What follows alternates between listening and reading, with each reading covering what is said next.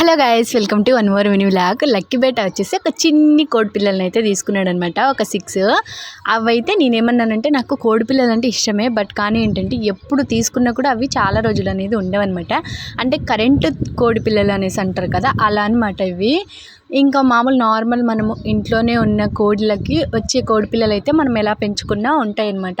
ఇవి ఎలా అంటే ఒక 2 డేస్ ఒక 4 డేస్ కల్లా అవి కొంచెం ఏదో సచ్చుగా అయిపోయి చనిపోతాయి.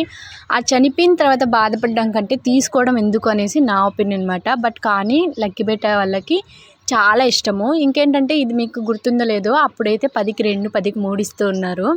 ఇప్పుడు ఒకటి 10 అంట తీసుకున్నాడు వాడు. 6 అయితే తీసుకున్నాడు, అవైతే తీసుకొని వచ్చాడు. నేను తీసుకొని వచ్చిన వెంటనే ఎందుకు తీసుకొచ్చావురా లక్కీ అనేసి అంటే వాడు ఒకేమంటున్నాడు, మమ్మీ మేము స్కూల్ నుండి వచ్చేసరికి వాటిని అయితే ఏం చేయొద్దు అన్నాడు. వాడికి నేను సైకోలాగా కనబడుతున్నాను అనమాట.